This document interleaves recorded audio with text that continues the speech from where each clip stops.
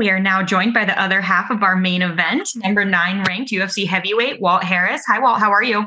I'm doing well. How are you? Good. We will take the first question from Nolan King with MMA Junkie. Nolan, go ahead. Hey, Walt. How's it going, man? I appreciate the time today. And here we are, fight week. Everything that you've been through in the past couple of months, the pandemic that's going on. Now that you're here ahead of the biggest fight of your life, can you put into words what the emotions are coming into this one? Excitement, man. I think it's been a long time coming. This is a fight I've been looking forward to honestly, since I was an amateur. I've watched Overeem before I ever started fighting. So to get in there and be in the same conversation with him is something that I've always worked for and worked towards. So Saturday night, I'm going in there to put on a show for the world, man. We're only sports, so it's going to be fun. I can't wait. And I know adversity is nothing new for you. You've had to kind of deal with a lot of issues throughout your whole career. But looking back on this camp, do you feel like the adversity that you encountered, you were able to overcome, and you're feeling pretty confident about the product you're going to put out on Saturday? Oh, for sure. My confidence is at an all-time high. Like you alluded to, the adversity that I've gone through in my life, fighting is just a fight. You know what I mean? I faced something that, no father should ever have to face. So I feel like, fighting is just something that I'm doing and I'm good at, and that I put my heart into. So I'm gonna go in there and perform and do what I do best, man, and let the chips fall where they may. Right now in the heavyweight division, it's kind of an interesting time. It seems like there's a lot of contenders at the top. There's a little bit of a log jam. With the win over Overeem, where do you think that puts you in the division? Do you feel like you're going to be in that conversation for, either one or one fight away from a title, or kind of in that conversation? I see it being one fight away. But I always prided myself on being a company man. So if the UFC wants me to step up and take an interim title, I would definitely do it. I feel like mentally in this space where I'm at in my career, I'm so ready for whatever. And I'm prepared to fight whoever the division has to offer or whoever the UFC has to offer. I feel like I'm a bad matchup for all of those guys, and I match up well with all those guys. So, I think it's my time to shine, and Saturday night I plan on proving that. My last question for you, Alistair Overeem's a guy that's been around for a long time. We've seen him come out in fights and give a lot of different looks. What are you expecting to see out of him come Saturday, and what should fans expect to see out of you? I think from him, I'm going to see a guy who's going to try to grind me, push me against the cage, grapple, drag the fight to the deep rounds, and try to hang on. With me, you're going to see the same me, explosive, athletic, but with a renewed vigor. My focus has been laser sharp, since the tragedy. I'm fighting for a different purpose. And my daughter is with me everywhere I go. So when you got something like that pushing you, man, right now at this point in my career, I feel like I can run through a brick wall. So he's going to be facing a dangerous man on Saturday night for sure. Appreciate the time, man. Thank you. Thank you. Next, we'll go to James Lynch from The Score. James, go ahead. Hey, Walt, Nolan touched there on sort of everything you got going into this fight. How much are you feeding off the support you've had over the last few months, not just from the MMA community, but from everyone in general? Oh, man, it's everything, bro. It gets me out of bed in the morning, to be honest. So many people have done so many things for myself and my family. It's just, it's overwhelming at times. I'm so grateful. I'm so thankful for, everybody from everybody at the UFC to my neighbors, my community. My community has been amazing. And that's something that is, like I said, it makes for a dangerous fighter when you realize that so many people love you and are concerned about you and your family. It gives you more to fight for. It gives you more energy and training. It gives you more focus, and so that's where I'm at with it, man. I'm just excited. Can't wait. And we spoke to Eric Anders earlier. This is the first time you guys have fought on a card together, I think, since he was an amateur. What does it mean to be a part of this big card, be the main event, and also have Eric there right with you? Man, it's special, man. I remember the first day of camp, I told him, I said, bro, it's about to be an awesome camp, because we're always kind of either I'm fighting before him or he's fighting after me. And so we kind of like hit and miss each other during camp, but we spent every day together. And, we've always been close. So it's really special to be able to fight on a card with him and be the headliner. It's something that I've always dreamed of being, in the UFC, being a headliner, being a main event.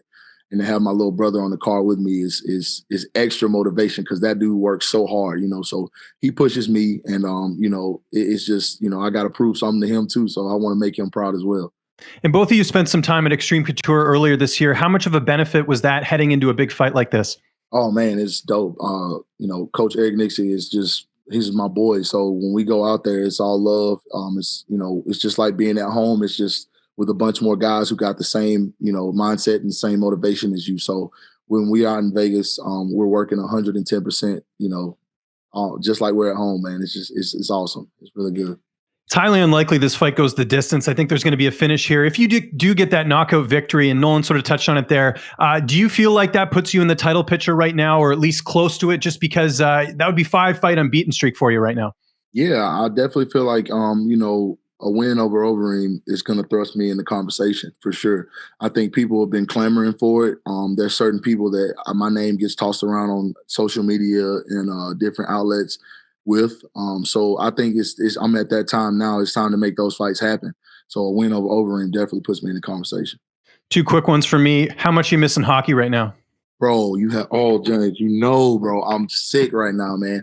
The last hockey game I went to was in DC, and I had a blast. I got to meet Ovechkin, and it was just like the highlight of my life, man. So I'm struggling right now. I've been watching a lot of old games, a lot of old Penguins games.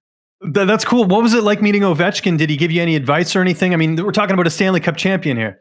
Yeah, I mean, he just kind of like I'm gonna be honest, I'm gonna be candid right now. My knees buckled when he walked in. I was turned around. I was talking to Tom. What's his name? I forget. I'm sorry, but I was talking to him. We were hanging out in the locker room. He was showing me all the lockers and stuff like that. And Ovechkin walked up and tapped me on my shoulder with a jersey with my name on it. And bro, my knees buckled. I was like, oh my God, like I freaked out. He thought it was super dope because I knew who he was. I was telling him about all these different games. We just kind of chopped it up, talked hockey, and it was pretty cool, man. I got to meet all of them. Nicholas Backstrom, everybody, man. It was dope. And last question, that TikTok video with you and Eric Anders playing Rock'em Sock'em, how much money did you win from him? I think I hit for like $250. Excellent. That's good, Walt. Enjoy. Of course, I didn't keep any of that. That was all prop money. That was like a little pot everybody threw at somebody. I didn't get to keep it. Best of luck on Saturday, Walt. Thanks for the time. Thanks, James. Next, we'll go to Damon Martin from MMA Fighting. Damon, go ahead.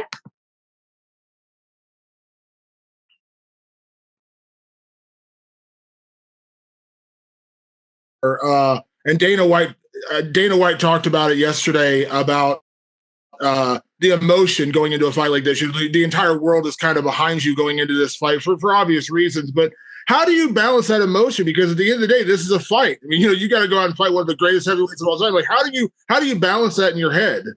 I'm a pretty even keel guy. I've been competing my whole life. When it comes to, athletics, it's just something that I do. I have a switch. I know how to control those emotions based on the fact that, it like you said, it's a fight. And I alluded to it earlier. I've been through so much in my life that, I prepared for this. This is what I'm here to do. So I'll be 110% focused. And I think the no crowd actually is a benefit in this situation because, there's no outside distractions. Especially this week, I've been kind of isolated. I've been with my team, and we just been focusing on making sure I'm primed and ready for Saturday night.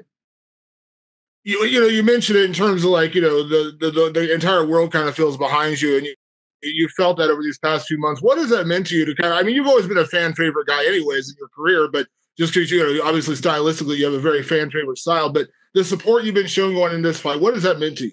It means everything, man. It's overwhelming to think that, so many people are sharing their love, whether it be through social media text or phone text or, people popping and stopping by the house with gifts or, food and things like that, man. It means so much to know that people are behind you and that they're proud of you and that they're, supporting you. It gives you incentive that you're doing the right things and incentive to keep doing the right things. Be a role model. You mentioned it earlier, Overeem, we know him, as a very dominant striker in his own right, but we have seen him grind guys out. He was doing it very well to Jairzinho Rozenstruik before he got caught in that 5th round. Mm-hmm. Obviously, you've got a ton of first-round finishes, but how confident are you going into those deeper rounds? This does go into round 4 and 5. Oh, super confident. My coach, Chris Conley, has put me through the ringer this camp. He's made sure I'm prepared in every facet of the game. We've worked every angle, every aspect. We've dissected every way that we feel like Overeem has any kind of advantages, and we've gone in and made sure I'm on point and I'm sharp as I've ever been, man. Like it's insane. Like I get excited in the workouts because I'm just like, man, I can feel a different type of energy surrounding, not only the fight, but just my overall being, man. I feel like I'm 24 again, you know what I mean? It's crazy. So, I'm prepared to go wherever the fight goes, bro, wherever it goes. And last question, you mentioned to me a couple weeks ago that one of your dream fights in the future would be to throw hands with a guy like Francis Ngannou, a guy I know you have a lot of respect for. You train with him. Obviously, seeing what Francis did this past weekend, he's kind of stuck in a situation now where he doesn't have an opponent. We don't know when the title fight's coming. I think I saw you on Instagram saying you would love to see him and Jones fight, but in a good scenario, like you win this weekend, is that a fight you would like to pursue? For sure. I mean, it's inevitable. I mean, Francis is at the top of the division. He's right there. So, I mean, we're gonna have to lock horns at some point.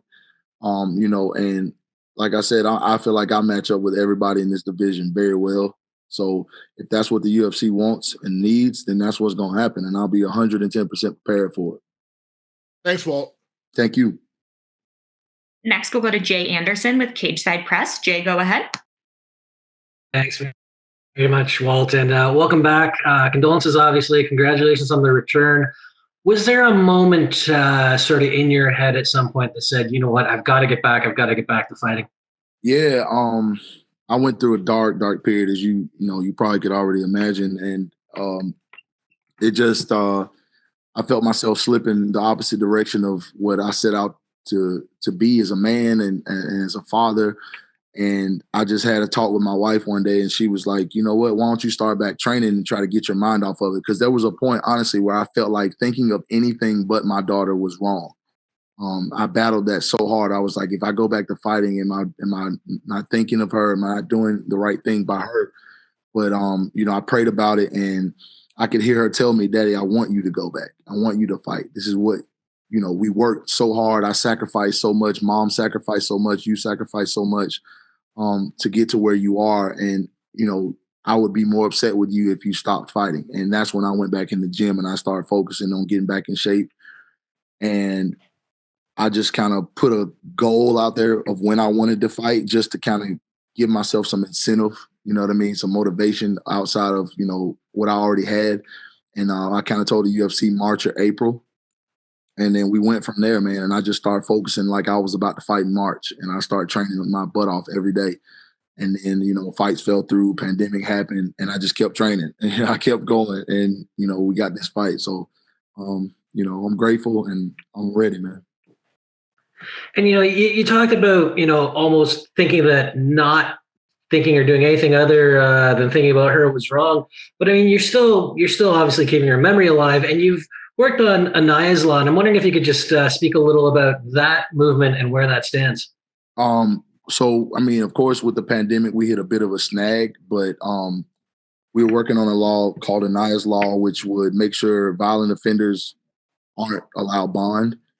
And it's a bipartisan effort in the state. I mean, both sides came together like that. This bill flew through the judicial system so fast that it was kind of overwhelming to watch. I went to all the meetings and I met all the lawmakers and kind of got to see how the process worked. And we were very close to getting the bill passed and going to Senate. But then the pandemic happened. So what's going to happen when everything opens back up and everything clears back up, they're going to reintroduce the bill. I think it's going to go through the same process pretty quickly. And then hopefully we'll have the law before 2020 is over, and other states will grab it and enact it as well to protect people, So that's where we are with that. Yeah, that's a fantastic effort. And just one more for me. What's this fight week been like for you mentally coming back from something like that? And then just as well with the pandemic and, you don't have the fans there and the same activities you might normally. It's been great, honestly. I mean, I got my squad here, man. We're pretty deep. We're about 9 deep. All my closest brothers that I train with and I grind with every day. So it's pretty routine outside of the fact that, there's not a lot of people, which is actually probably a really good thing in my case. So, we just been kind of doing what we normally do, training, working, having fun, cutting up, laughing. And, keeping the same fight week demeanor that we always do that's led us to be successful to this point. So, nothing's really changed, All right. Well, best of luck this Saturday. Thanks very much. Thank you. Next, we'll take Shaquille from MMA Mania. Shaquille, go ahead. Walt, my sincerest condolences. Thanks for making the time today, man. Thank you. You were talking about passing that bill. What does it mean to you and your family to think that, should it get through and get adopted by the other states, this tragic situation could have a long-term, in your eyes, beneficial impact on the entire country? It mean a lot, man. It'd be the first big step into keeping our daughter's name alive and, what she stood for alive. We're working on so many different things in her honor. But the bill will be the capstone, for everything. It mean, protecting people. That's just ultimately what our society should be based on. We should feel protected and not be afraid to live, freely. And I think that, especially in females' cases, I think they need to be protected and have understanding of how to be safe. And so we're working on a lot of different things in that arena to make sure other people don't face the tragedy and the devastation that we faced.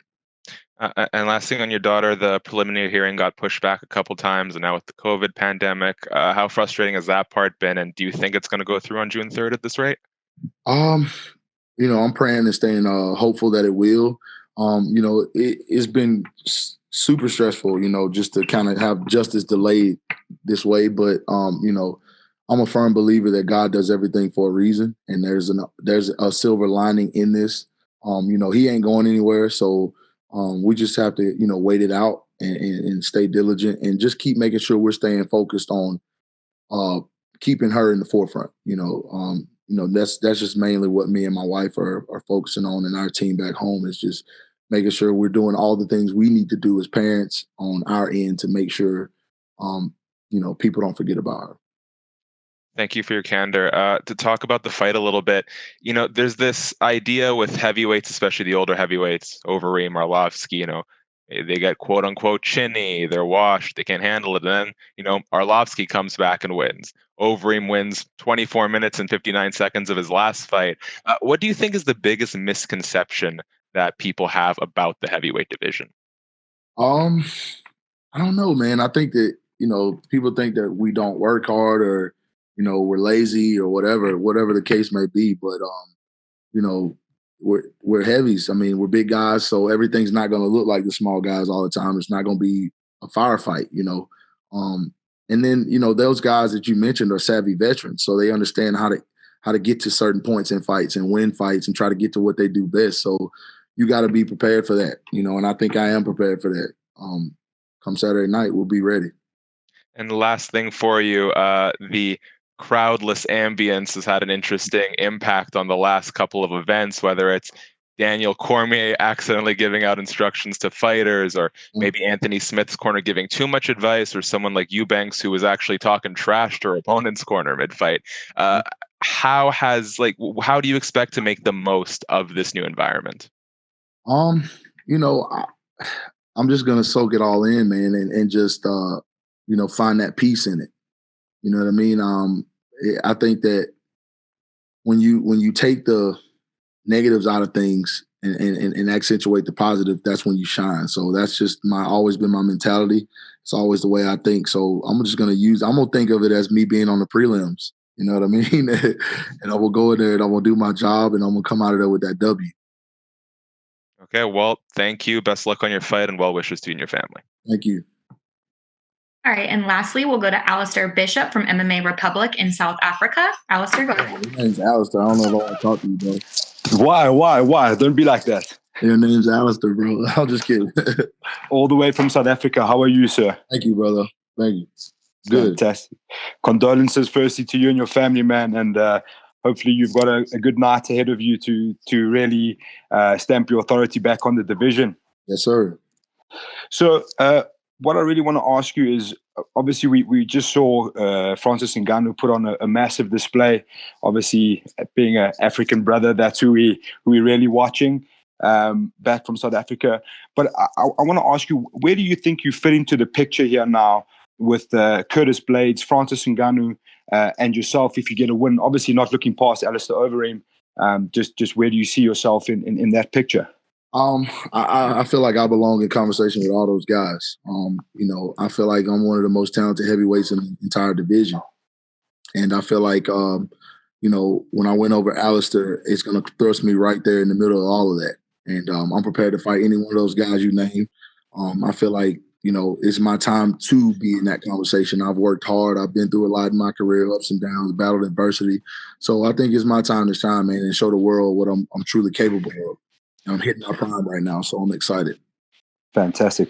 And looking up the division, watching a guy like Francis Ngannou put on a display like he did, what are your initial thoughts to that kind of a display?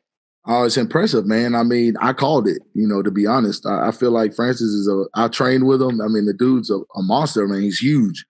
And, he's got a lot to prove himself. I mean, he was off for 19 months, so I kind of saw him coming into that fight very aggressive and looking to finish fast and prove a point, and he did exactly that, man. So big ups to Francis, man. I'm cool with his whole team, so that's just it was awesome to watch, honestly. Awesome. Looking at Alistair Overeem and the style of fight he's been adopting lately, as he's gotten on his career. When fans watch heavyweights, obviously they want to see the big knockouts, and that doesn't always come. Do you feel pressure to really hunt for that knockout, to really say, okay, I'm here in this division and I'm the next title contender? No, not really hunt for it. I've learned throughout my career that hunting for it never comes. You kind of got to let it come to you. And I feel like I'm a guy that reads and reacts very well in the fight, and that's where my knockouts come from. So, I'm just going to go in there and be me and do me and let the knockout appear when I see it. I'm going to take it for sure. I'm going to try to finish the fight. That's what I do. But I'm definitely not – I don't feel any pressure or, anything. I just need to go in there and get this done, you know what I mean, and make it look good, which I plan on doing. Fantastic. Thank you so much for your time, and all the best. Thank you. All right. Well, that's it. You are all set. Thank you so much. Thank you.